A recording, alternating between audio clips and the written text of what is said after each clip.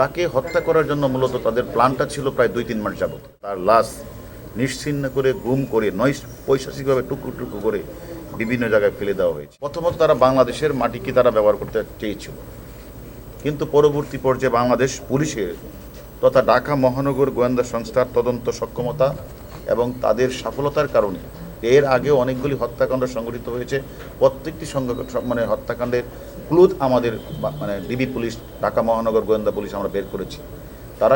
তারা সাহস না পেয়ে তারা তখন বাহিরের মাটিতে তারা প্ল্যানটা করেছে। আপনারা জানেন যে 13 তারিখে কলকাতায় বাংলাদেশের জাতীয় সংসদের বারবার নির্বাচিত সংসদ সদস্য আনার সাহেবকে অত্যন্ত নৃশংসভাবে হত্যা করা হয়েছে এবং তার লাশ নিশ্চিহ্ন করে গুম করে পৈশাচিকভাবে টুকরো টুকরো করে বিভিন্ন জায়গায় ফেলে দেওয়া হয়েছে। হত্যাকাণ্ড এবং লাশ গুমের কাজ সংঘটিত হয়েছে পশ্চিমবঙ্গের কলকাতায়। এটা আপনারা জানেন।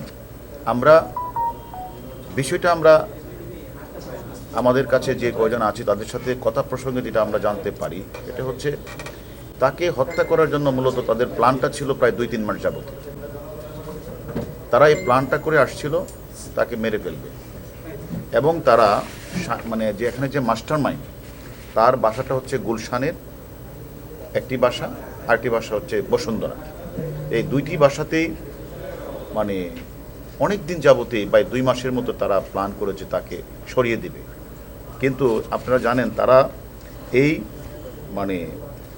যে আনোয়ারুল আজিম আনাকে হত্যার রাজনৈতিক এবং অর্থনৈতিক যে কারণেই থাকুক, হত্যা করার উদ্দেশ্যে প্রথমত তারা বাংলাদেশের মাটিকে তারা ব্যবহার করতে চেয়েছিল, কিন্তু পরবর্তী পর্যায়ে বাংলাদেশ পুলিশের তথা ঢাকা মহানগর গোয়েন্দা সংস্থার তদন্ত সক্ষমতা এবং তাদের সফলতার কারণে এর আগেও অনেকগুলি হত্যাকাণ্ড সংঘটিত হয়েছে।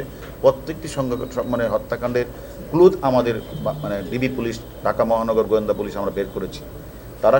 তারা সাহস না পেয়ে তারা তখন বাহিরের মাটিতে তারা প্ল্যানটা করেছে, এবং সে প্ল্যানের পার্ট হিসাবে প্রথমে তারা একটি বাসা ভাড়া নেই সেখানে 25 তারিখ, এবং সে বাসা ভাড়া এগ্রিমেন্টে বলা আছে তারা সেখানে 30 তারিখ উঠবে, এবং তারা সেই মোতাবেকই মাস্টার প্ল্যান যিনি করেছেন তাকে হত্যা করা, তিনি এবং যিনি অপরাধটা হত্যাকাণ্ড সংঘটিত করবেন উনি এবং আরেকজন তাদেরই গার্লফ্রেন্ড, তারা 3 জনে মিলে 30 তারিখ বাংলাদেশ থেকে তারা বিমান যুগে চলে যায় কলকাতা।